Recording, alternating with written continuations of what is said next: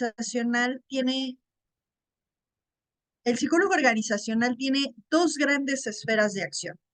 Una, adentro de la empresa, es decir, como un colaborador remunerado, para lo cual te van a asignar tareas específicas de acuerdo a la descripción de puestos, a los perfiles, etcétera. Y el más ambicioso y creo que el más provechoso para muchos psicólogos es como un asesor, como un consultor para las empresas.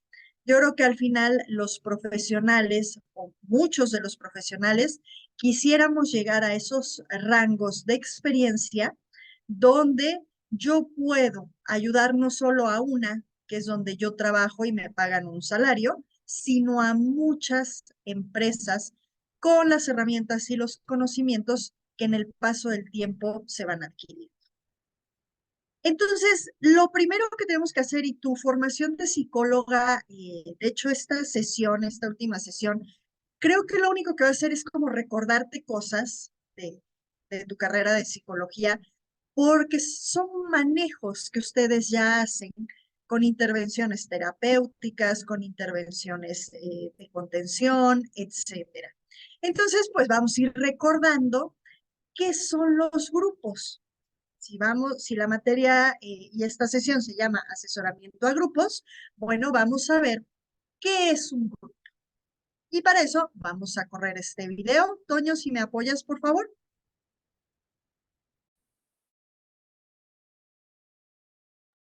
No se escucha, Toño.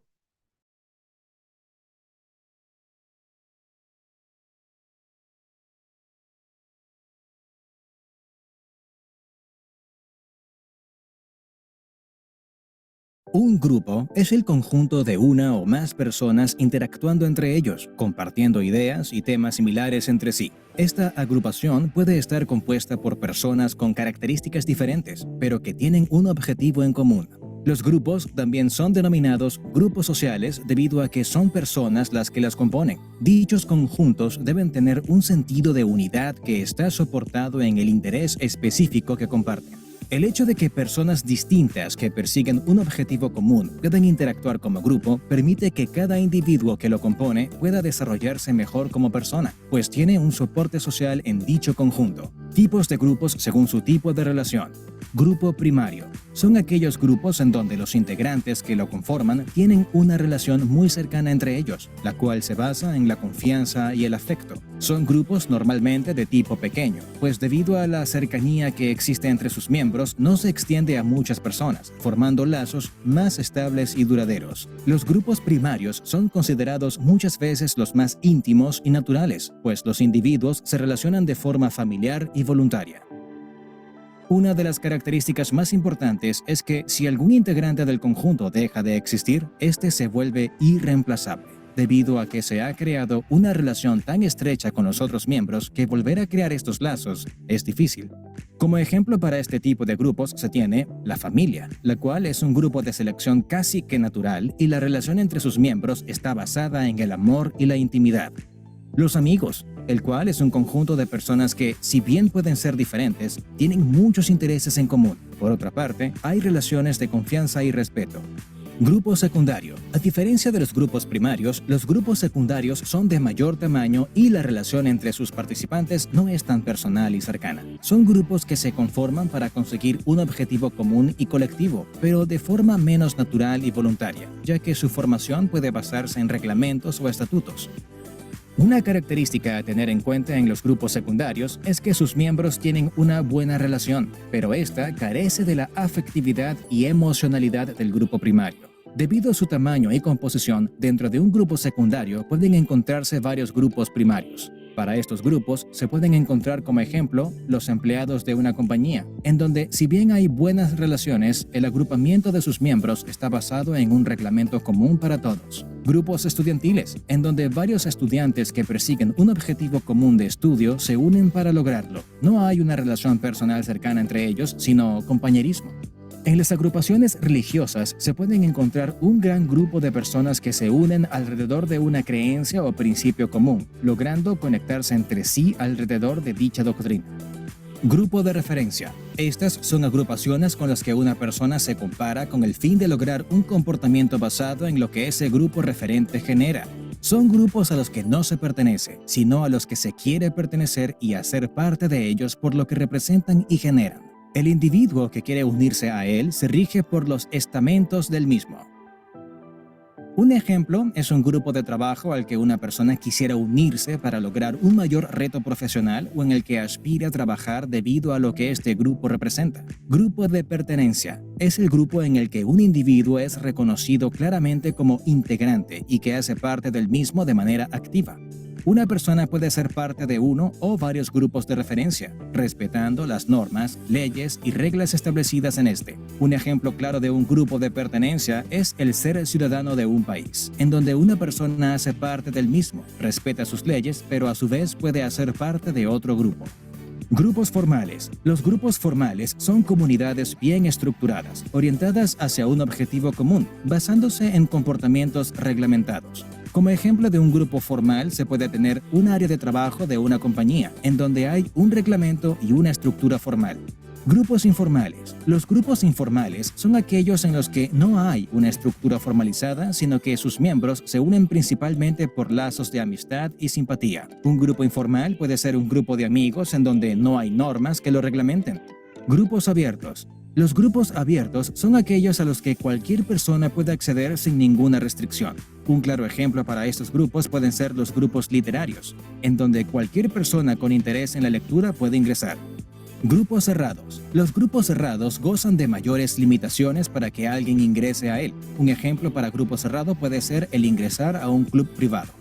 Grupos temporales. Los grupos temporales son comunidades creadas por un motivo y momento puntual, pero que en el tiempo se acabará. Como ejemplo de un grupo temporal se puede tener un grupo para planificar una fiesta, en donde una vez se cumpla su objetivo, el grupo desaparece. Grupo permanente. Un grupo permanente es aquel creado para que perdure en el tiempo. Así cambian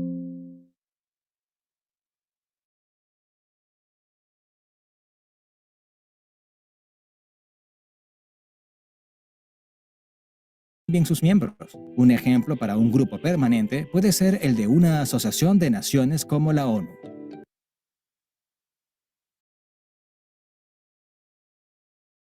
Son grupos a los que no se pertenece, sino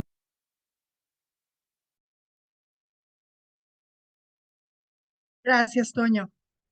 Bueno, Yadira, como verás, en este video, nada más en 5 minutos, nos marca 9 diferentes tipos de grupos.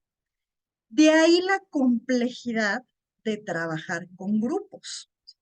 Porque primero lo que hay que hacer es identificar en dónde estoy, con qué clase de grupo estoy trabajando, estoy asesorando, estoy dando una consultoría o estoy pretendiendo ejercer un liderazgo. Por ejemplo, un grupo temporal. ¿Qué tanto vale la pena trabajar ciertas cosas con un grupo que sabemos que solamente va a estar por un tiempo definido y después se va? Ahorita tú lo estás viendo muy claro con las campañas, ¿no? Clarísimo, ¿sí? Seguramente en este ejercicio que ustedes han hecho de campaña, en esos grupos temporales que ingresaron o se conformaron para llevar a cabo la campaña, ya habrás detectado valores, o sea, esta persona tiene algo que vale la pena y puedo pasarla del grupo temporal a otro tipo de grupo, por ejemplo, a un grupo de pertenencia, a un grupo de referencia, eh, que eso tenemos que entender desde un principio, que si queremos convertirnos en asesores a través de la psicología organizacional, en asesores o consultores, lo primero que debemos de hacer es identificar con qué tipo de grupo estamos trabajando. Y de ahí la complejidad del tema, porque cada grupo, como lo acabas de decir muy bien, utilizaste una de las herramientas y dinámicas de la maestra Jessie ya en tu trabajo. Y Toño te dijo, ¿y cómo te fue con los mayores o algo así? Dices, no, con ellos usé otra cosa. Efectivamente, ahí está, digamos que el expertise del psicólogo organizacional de entender y conocer las diferencias de los grupos con los que estamos trabajando. No es lo mismo que el psicólogo organizacional se siente a hablar de estrategias de rotación de personal y el impacto en la economía de la empresa con el dueño o el director general, que el mismo tema con las personas que están ensamblando piezas o que controlan bodega o que están recibiendo o mandando embarques. Entonces, el primer paso es identificar muy bien y conocer qué une al grupo con el cual vas tú a trabajar. Adelante, Toño. Y bueno, ¿cuál es el propósito? ¿Para qué se crean los grupos? Razones hay muchas, las que se te ocurran, son casi que infinitas. Sin embargo, vamos a ver algunas generalidades que abarcan a todos, ¿no? El apoyo social. Los grupos proporcionan un sentido de pertenencia y apoyo emocional al estar rodeado de personas con intereses similares. Tu grupo de partido, tu grupo de ODM, ¿qué los une? Una causa en común, una filosofía de vida. Eh, por ejemplo, el caso de los alcohólicos anónimos, ¿no? El poder llegar a superar una adicción. Entonces, es la primera razón natural, digamos, por la que los grupos se crean. Antes ya de pensar en grupos políticos o otro tipo de organizaciones, grupos sindicales y demás, el apoyo social, incluso a veces hasta la compañía, es uno de los propósitos para crear un grupo. Y eso también es importante saberlo. No solo qué tipo de grupo estoy, sino qué es lo que los mantiene como grupo. El que están concentrados en el área administrativa de la empresa, o son los contadores de la empresa, o son los que toman las decisiones. Entonces es muy importante identificar qué une a ese grupo. Otro de los propósitos de los grupos, identidad y pertenencia. Por ejemplo, los clubs de fans. Yo quiero pertenecer al club de fans híjole, yo me quedé, creo que en José José, o sea, imagínate, nada más, no sé ahorita cuáles sean los BTS, me parece que anda como de moda, algo así, ¿no? Algo así, estos chicos coreanos y demás. Entonces, ¿por qué? Porque me identifico. Por ejemplo, los voluntarios. Los que somos voluntarios, estás en cierta organización porque te identificas con la causa, porque su causa y mis creencias son coincidentes.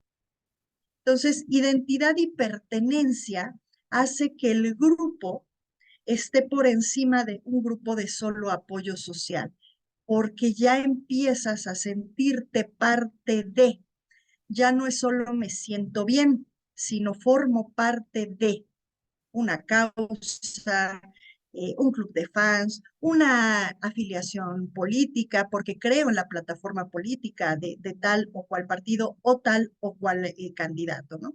Entonces, aquí ya sube de nivel el propósito del grupo. La siguiente, Toño, por favor. Los grupos para la toma de decisiones colectivas. Son los grupos que permiten la colaboración y toma de decisiones conjuntas. Al trabajar juntos, los miembros pueden llegar a acuerdos y resolver problemas de manera más efectiva. ¿Cuál se te ocurre, Yadira, que puede ser un grupo que tome decisiones colectivas?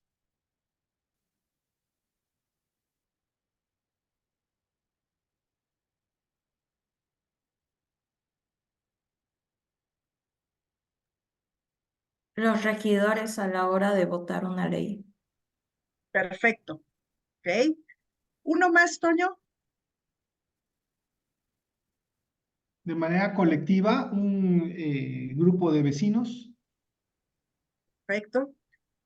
Un ejemplo clarísimo, los sindicatos, en teoría, las cooperativas, en teoría, toman decisiones de manera colectiva.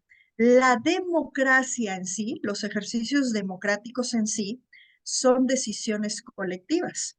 Lo que nosotros vamos a hacer el 2 de junio, somos un grupo, que son todos los millones de votantes que deberíamos de ir a votar el 2 de julio, tomando decisiones en común.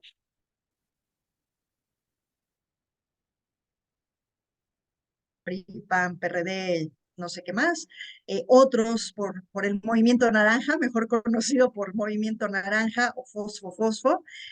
Entonces, estos son, ¿cuál es el propósito del grupo? Que trabajen y decidan en conjunto, ¿sí? Los consejos de las empresas, el grupo de gobernanza de una empresa, los consejeros de una empresa, están en este rubro, ¿sí? Su propósito es la toma de decisiones de manera conjunta. Otro de los propósitos de los grupos, objetivos compartidos. Los grupos pueden trabajar juntos para alcanzar metas muy específicas, muy específicas, ya sea en el ámbito laboral, académico, social, etcétera. Un equipo de investigadores, ¿sí? A los que se les da la consigna de sacar la nueva vacuna para el COVID, como fue el equipo. ¿Quién fue? ¿Fue el Politécnico, Toño, a quien le encargaron la vacuna para COVID? ¿Alguien recuerda? El CONACYT. CONACYT, pero lo iba a hacer a través Sí, del del Politécnico, polio. sí. Ok. Entonces, bueno, el propósito de ese grupo, que fue en este caso un grupo de científicos, su consigna, su propósito y lo que los mantenía unidos es el objetivo de generar la primera vacuna COVID en México, o la primera vacuna COVID mexicana, ¿no? Que por cierto, dicho sea de paso, no se logra. Entonces, es importante esta segunda parte. No solo sé en qué clase de grupo estoy, sino qué los mantiene unidos, cuál es el propósito del grupo, porque de ahí también dependen los abordajes. Si tú haces todo un trabajo estratégico de reorganización de la empresa, ¿sí? Para maximizar productividad, disminuir costos, mejorar el clima laboral, sistema de recompensas para los colaboradores. Y haces esa negociación o esos avances con las personas de contabilidad, lo más seguro es que tu propuesta no prospere, porque no estás en el grupo adecuado, que es el grupo de toma de decisión. Si tú generas de la misma manera un proyecto similar y lo presentas, vamos a hablar de que la estructura funciona bien, ¿eh? Vamos a pensar que funciona como debe de ser, y lo presentas al líder sindical para que lo decida, ¿sí? Tampoco es lo correcto, porque es una decisión democrática, es decir, trabajan en toma de decisiones colectivas. Por lo tanto, estos dos elementos, Yadira, son súper importantes que al momento que tú vayas a asesorar, conozcas de antemano, ¿sí? Con qué tipo de grupo estás trabajando y hasta dónde llega su involucramiento, su toma de decisiones, si es temporal, si solo los une un objetivo, pero tienen otra vida fuera de, etcétera, etcétera. Te cuento un caso mío personal. Yo soy voluntaria en Cruz Roja y ¿qué me une a Cruz Roja? La causa humanitaria de la institución. ¿Qué es lo que están haciendo las personas que dirigen mi área? ¿No? Que me piden más cosas y más cosas y más cosas y más tiempo y más compromiso, y resulta que a mí solo me une el voluntariado de damas, donde tengo actividades específicas. No les está importando que yo estoy en Padla, que tengo un proyecto de entornos seguros para la infancia, que además cocino, que además hago compras, que además, o sea, y ahí, ¿sabes qué está pasando? Que la relación se está fracturando. O sea, voy a terminar por ya no estar como voluntaria en Cruz Roja porque no están entendiendo la parte de pertenencia que me une con ellos, ¿sí? Yo fuera de eso tengo otros objetivos y tengo otros alcances. Eso sucede mucho en las empresas, ya dirá, bueno, y en todos lados, pero vamos a hablar de las empresas, donde al colaborador se le empieza a exigir más porque es bueno, y más porque está dando resultados, y más porque además empatiza con la causa y terminan reventando a ese colaborador, remunerado o no, ¿eh? Por no entender cuál es su función y en qué tipo de grupos y hasta dónde puedes contar con ellos. Entonces, esto es así como nada más para tener un panorama de lo que son los grupos y los propósitos de los grupos. Pero esto tiene una historia. Y esta sí te la sabes, te lo aseguro, ya diría que te la sabes de memoria, porque toda la historia del trabajo con grupos que ha sido documentada, se ha documentado principalmente en el área de la psicología. Adelante, Tony. Sí, pues vamos a recordar una serie de eventos y ya nos dirás, tú ya dirás si los has visto, los has platicado o incluso estudiado, ¿no? Así tenemos que, por ejemplo, en 1905, o sea, a principios del año pasado, es cuando se le atribuye a Hersey Pratt la primera experiencia grupal. Recordemos que el trabajo organizado, entre comillas, comenzó a principios del siglo XIX con la Revolución Industrial, ¿sí? Que pues, era más bien muchos haciendo lo mismo, pero poco a poco se fue desarrollando entonces los sistemas productivos hasta que entendieron la importancia de la agrupación en base a la experiencia de agruparse. Y empezamos con el tema de salud, cuando Hersey reunió a pacientes con tuberculosis. Recordemos que en aquellos tiempos el enfermar de tuberculosis era una sentencia de muerte. Bueno, a la fecha, si no se cuida uno, ¿sí? Inmediatamente después, un tal J.C. Davis, director de una preparatoria, decidió dedicar una clase de inglés al día para orientación vocacional y aspectos de moral. Este es el primer registro de una experiencia de terapia grupal en una escuela, ¿sí? Donde, pues, las más posibles variantes se podían controlar desde la autoridad de un docente. Poco ya después, en la década de los 20, el teatro de la espontaneidad de un tal Moreno fue el precursor del psicodrama. No sé si alguna vez te haya tocado, Yadira, en la universidad o en la preparatoria, implementar el psicodrama como una herramienta terapéutica. Eh, Hoy día le llaman constelaciones, pero realmente es un psicodrama, ¿sí? Sus Ay, ideas perdón, influyen. pero es que los psicólogos odian a los consteladores. ¿Es cierto, No Yadira? solo, Ay, las dos apagaron su micro. cuéntanos ya, dirá, ¿sí se odian o no se odian? Pues es que depende. Hay, hay terapias de constelaciones que nomás son parlanchinas y otras que sí te llevan al centro como si estuvieras trabajando el humanismo con la gestal. Yeah, sí. Ahora sí, depende si la familia es chica o grande, ¿no? Bueno, el caso está en que el psicodrama se implementó como herramienta de terapia justo hace 100 años, en 1920, ¿sí? Y bueno, tuvo una repercusión bastante interesante y favorable, ¿no?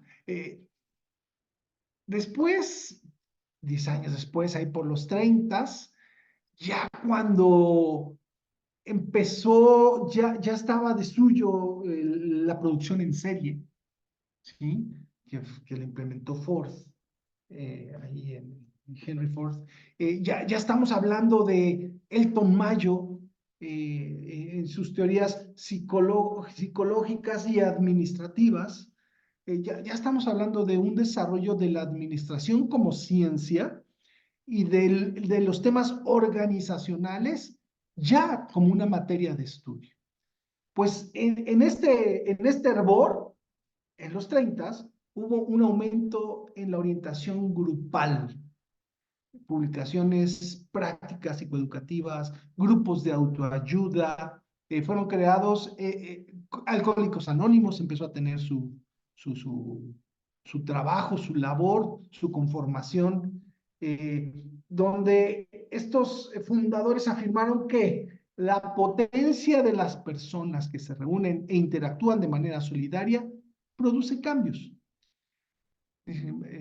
Ahora sí que más vale acompañados que solos, parafraseando el otro eslogan, ¿no?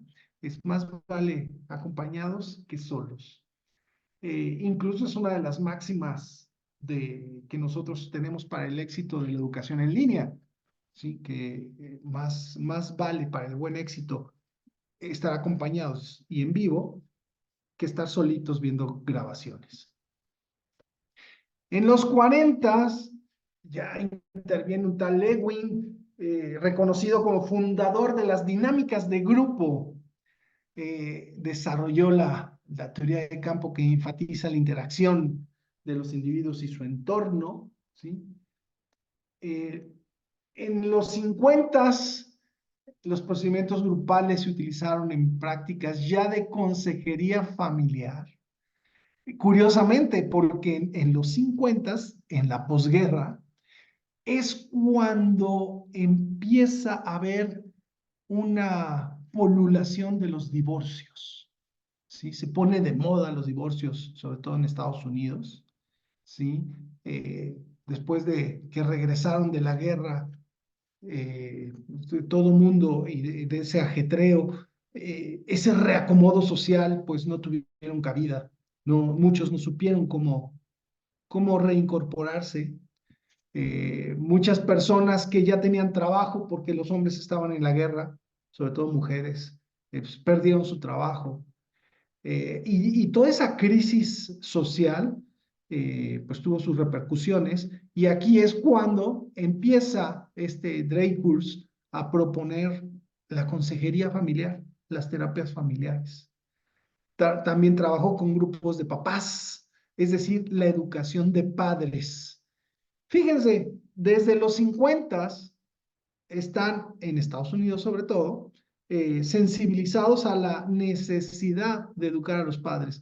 Y aquí en México fue hasta este siglo, ¿no? Principios de este siglo, 50 años después. En el 58 se publicó el primer libro de texto sobre trabajo en grupo, ¿sí? Las famosas dinámicas. La década de los 60, que vamos, los 60 fue una década muy interesante para todos los aspectos del desarrollo humano.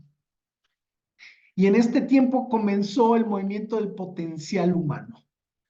Cuando, digamos, toda la humanidad está muy sensible todavía al tema de la guerra, se avecinan nuevas guerras, nadie la quiere, comienza los movimientos sociales, musicales, todo el movimiento hippie, en fin, queremos la paz, queremos el desarrollo humano. Y en el trabajo, en la ciencia, también se presenta este fenómeno, obviamente. Aquí la experiencia grupal puede ayudar, lo identifican así, para alcanzar el máximo potencial, el trabajo en equipo. Carl Rogers, que es otro gurú de la psicología y la administración, desarrolló el término grupo de encuentro para describir el enfoque del trabajo en equipo. Fue diseñado para ayudar a personas en condiciones normales a eliminar los bloqueos que inhibían sus funcionamientos para una vida más plena, para un trabajo de mayor rendimiento. Aquí recordemos que en esa época la calidad de vida, la calidad laboral iba en orden a la cantidad de productividad, ¿sí? Entonces, en esos momentos no era calidad el hacer bien y el vivir bien, sino era calidad el hacer mucho y el tener mucho. Entonces, en esa circunstancia social es que Carl Rogers desarrolla este trabajo en equipo. Debido a estas circunstancias, estos grupos se enfocan en el crecimiento de sus integrantes, crecimiento personal, grupos de sensibilidad, ¿sí? Luego ya vinieron los que dijeron, pues, ¿por qué con tan poquitos? Trabajemos con muchos al mismo tiempo. Los grupos de maratón, que se reúnen durante largos periodos de tiempo, desde 24 a 48 horas, se hicieron populares para el crecimiento personal. Aquí es cuando empiezan a copiar metodologías semejantes a los retiros religiosos donde sobre todo los católicos, emulando los retiros ignacianos de San Ignacio, o sea, esa metodología de introspección, lo empezaron a emular los gurús de los trabajos grupales, de la capacitación, y entonces se iba haciendo más popular este trabajo con las personas. Surgieron muchos teóricos, ¿sí? Y pues aquí es cuando nace formalmente la terapia Gestalt, ¿sí? El análisis transaccional, que fue un parteaguas, ya décadas después, muy señalado, muy criticado, pero funcionó, en su momento dio mucho rendimiento, ¿sí? En los 70s, bueno, que me estoy tapando yo solito, permítanme mover.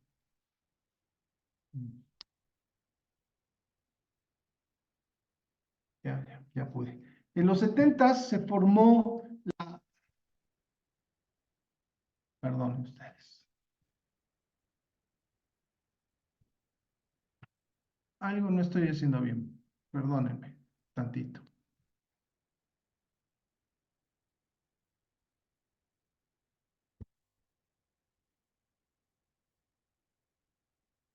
Ya volví loca mi computadora.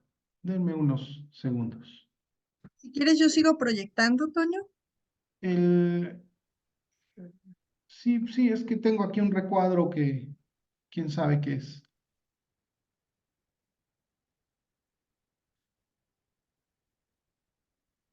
¿Lo puedes poner en presentación? Gracias. A ver si lo alcanzo a leer. Sí. Sí, en los 70 se formó ya una asociación de especialistas ya de trabajos en grupo, ya le empezaron a meter orden, sistema, y empezaron a considerar este trabajo grupal como una división de la Asociación Estadounidense de Personal y de Orientación. O sea, empezaron a regularlo porque, pues, bueno, esta metodología también la empezaron a utilizar para temas no propiamente del desarrollo de las personas, sino también para el abuso sobre las personas, como fueron las sectas. Empezaron a pulular las sectas, ocupando las herramientas de los trabajos en grupo. Ya más para acá, al final del siglo pasado, en los 80s, se popularizó tanto el trabajo en grupo que siguió aumentando ya la diversidad de maneras, de métodos, de estrategias, hasta la actualidad. Estos diferentes tipos de trabajo en grupo continúan creciendo. Ya se investiga el desarrollo humano grupal desde la perspectiva de diferentes ciencias, y pues bueno, hasta la actualidad, que hoy no consideramos como posiblemente exitoso el trabajo individual, le apostamos hoy día, sin duda alguna, sin dudarlo de alguna manera, le apostamos a la mayor probabilidad de éxito trabajando precisamente en grupo. Y de todos estos, ya dirá, todos estos momentos de la evolución del trabajo con grupos, ¿hay algunos que hayas visto, estudiado o aplicado durante tu carrera?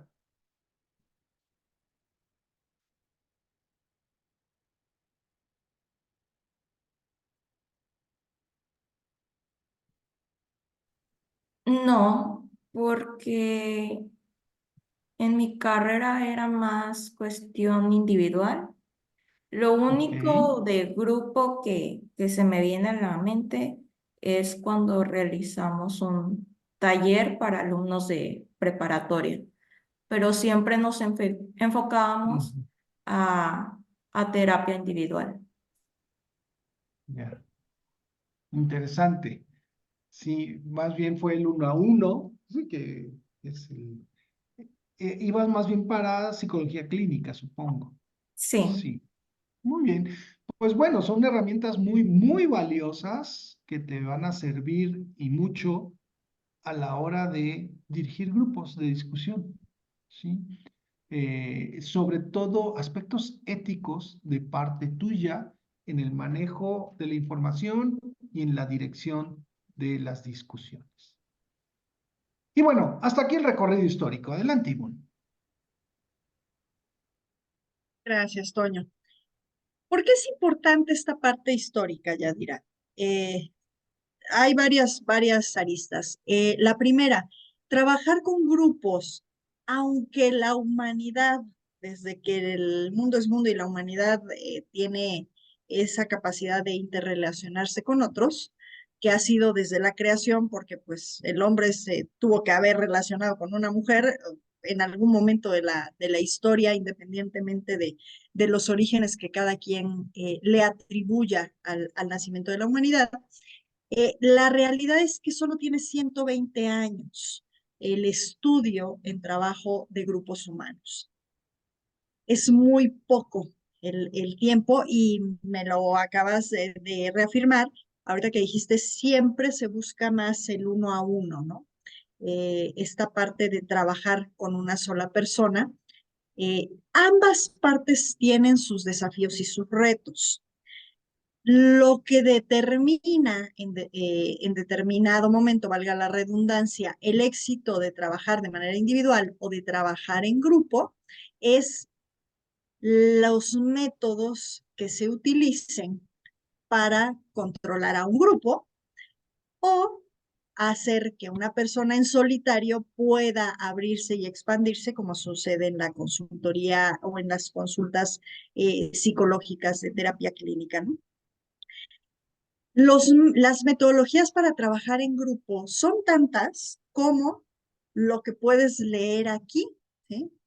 Grupos de sensibilidad, grupos de encuentro, terapia gestal, análisis transaccional, trabajo en equipo, diferencia entre equipos y grupos. Es decir, es muy vasta y son más bien técnicas de trabajo, más que nada para no perder el control y los objetivos cuando son muchas personas.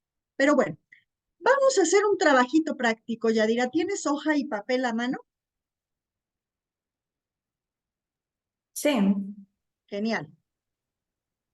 Te voy a pedir, aunque después lo vamos a plasmar acá, que por favor escribas cuántos grupos identificas dentro de una empresa u organización. Puedes tomar la empresa o organización que tengas en mente, la que tengas más fresca. ¿Cuántos grupos estás identificando? Y aquí sí es importante que te expandas. No solamente los grupos, la clasificación de grupos que vimos, ahorita te lo pongo para que la tengas a la mano.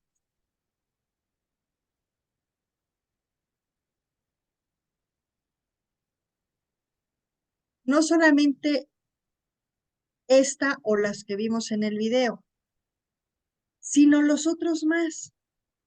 El grupo que organiza los cumpleaños, el de las chavas chismosillas que nomás vienen y traen problemas, escribe todos, absolutamente todos los grupos que tú estés identificando dentro de la estructura en la que estás colaborando o en la que hayas colaborado y que tengas presente, o en algún momento en la escuela, o en algún momento de tus prácticas profesionales.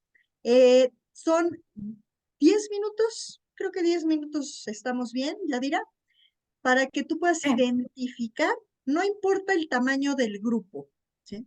Lo importante es que identifiques todos estos grupos. Entonces, los dejo trabajar.